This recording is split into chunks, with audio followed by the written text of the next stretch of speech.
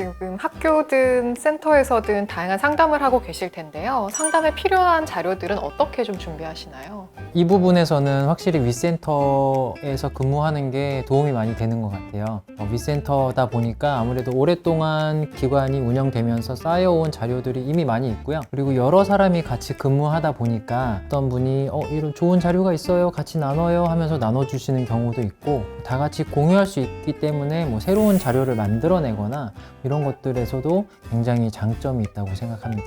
청소년 상담과 학교 상담 장면에 굉장히 특화된 자료들이 위프로젝트 연구지원센터 홈페이지에 많이 탑재되어 있습니다. 개인 상담, 집단 상담에서부터 다양한 교육 자료들까지 많이 있기 때문에 선생님들께서 계신 학교 현장에 맞게끔 유용하게 사용하실 수 있을 것 같습니다.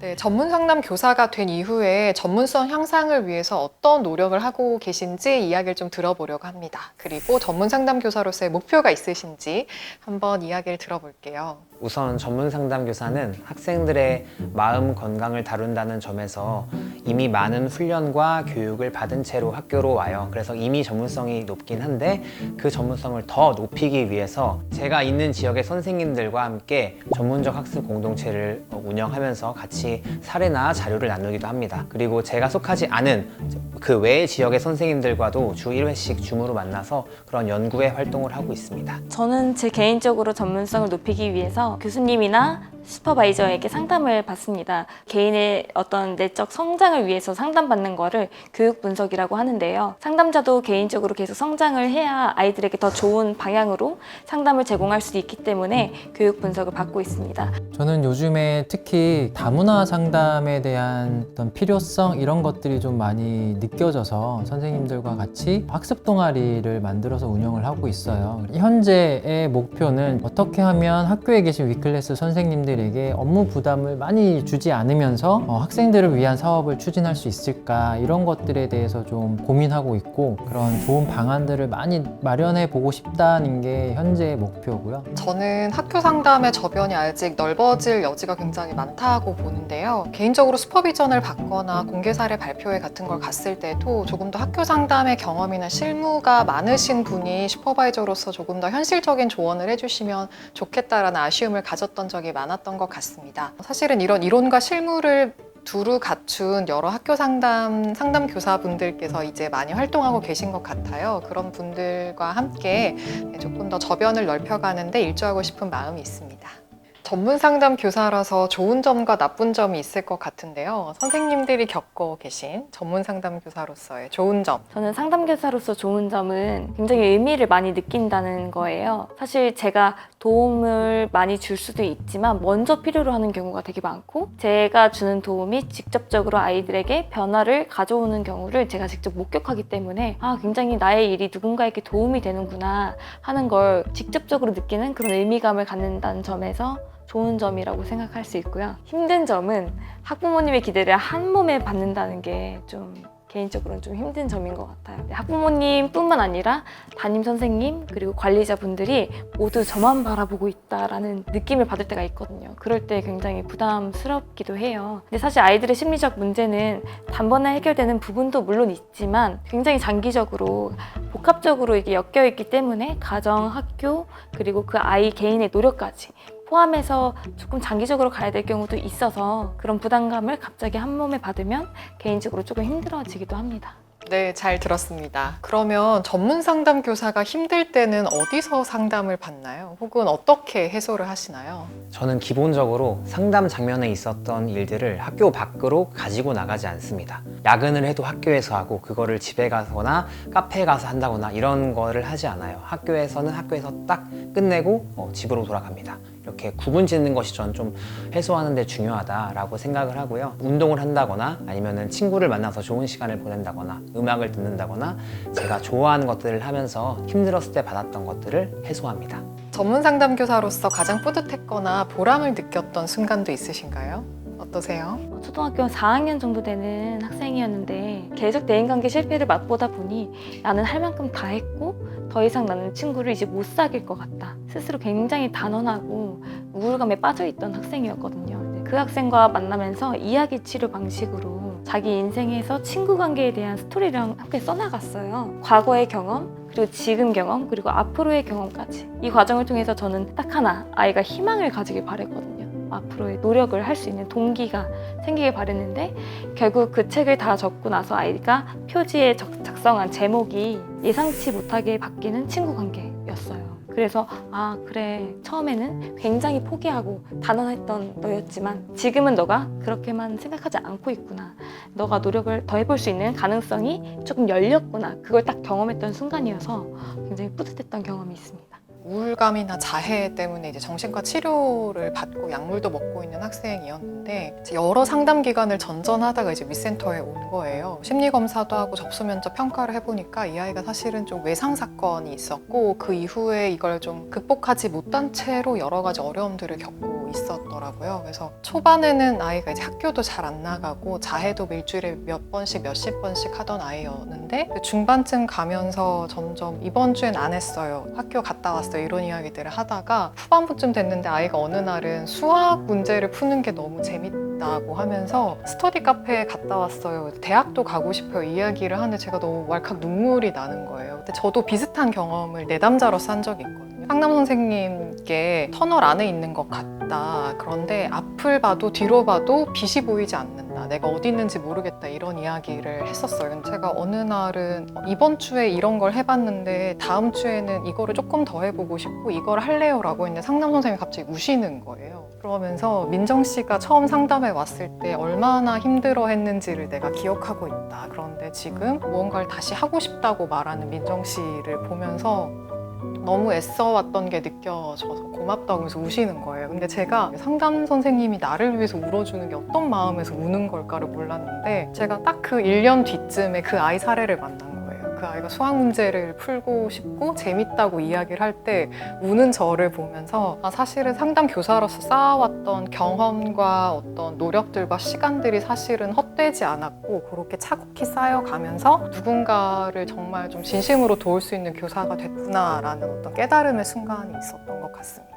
이렇게 상담이 좋은 것인데 조금 더 많은 학생들이 편하게 상담실을 찾을 수 있도록 상담실의 문턱 어떻게 하면 조금 낮출 수 있을까요? 초등학교의 경우에는 행사를 통해서 그 문턱을 낮추려고 노력을 많이 하고 계세요. 학교폭력 예방 행사나 생명 존중 관련 행사 등을 통해서 아이들과 많이 접촉하고 상담실 안에 들어와 보고 이 안에 활동을 하는 그런 경험을 하고 있고요. 그리고 저 같은 경우는 수업을 조금 많이 들어가다 보니 학교 수업 시간에 만나면서 아이들과 라포 형성을 하려고 노력하고 있습니다. 상담실의 문턱을 낮추기 위해서는 아무래도 상담에 대한 인식 개선 이것이 먼저가 아닐까 생각이 들어요. 아직도 상담을 받는 것을 저기는 이상한 애들이 가는 거 아니에요? 라고 초등학생들이 직접 이야기를 하기도 하고 학부모님들이 학교라는 공간 안에서 상담을 받으러 간다는 것을 굉장히 좀 꺼려 하시는 경우가 있거든요. 근데 이런 인식을 개선하기 위해서 선생님처럼 이렇게 학교에서 근무하시는 상담 교사가 많아야 된다.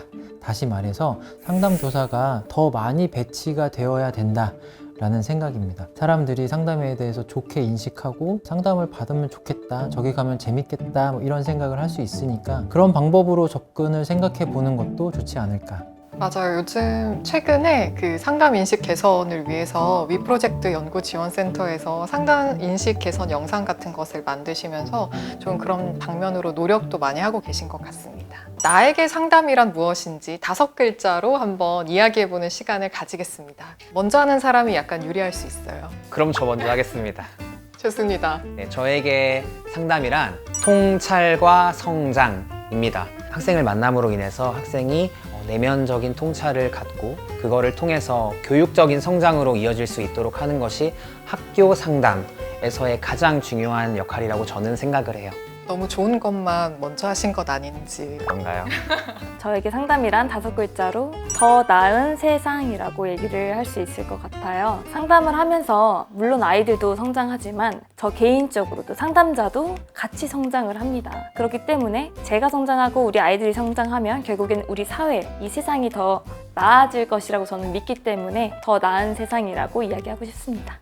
저는 5글자로 목소리 키워라고 이야기를 하고 싶은데요. 제가 상담을 할 때나 또 상담을 받을 때의 경험들, 어떤 게 치료적이었나를 생각했을 때 제가 가지고 있지 않았던 또 다른 건강하고 조금 더 긍정적인 목소리들을 제 안에 키워내는 게 상담이라고 생각합니다. 저에게 상담이란 5글자로 너무나 좋은 것, 너무나 좋은 것이라고 말씀드리고 싶습니다. 상담을 처음 공부를 시작했을 때부터 되게 재미있었어요. 더 많이 이걸 알아서 내 가족들과 내 주변 사람들에게 이걸 적용시켜보고 그것을 같이 나누고 하는 그런 변화를 좀 느끼면서 또 생활적으로 재미있어지고 또 안정되고, 특히 여기 계신 선생님들을 만난 것처럼 좋은 분들을 많이 만날 수 있는 기회가 저에게 참 좋은 것 같습니다.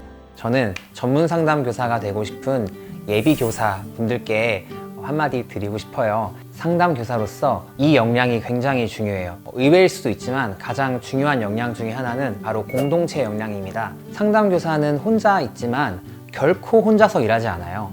예를 들어서 학생과의 소통, 학부모와의 소통, 그리고 동료 교사들, 행정실, 관리자분들, 수많은 소통들을 해야 비로소 학생과 잘 만날 수가 있어요. 그렇기 때문에 학교에서 나의 팀워크를 바탕으로 다른 사람들과 협업하는 능력이 굉장히 중요하다는 것을 강조드리고 싶습니다.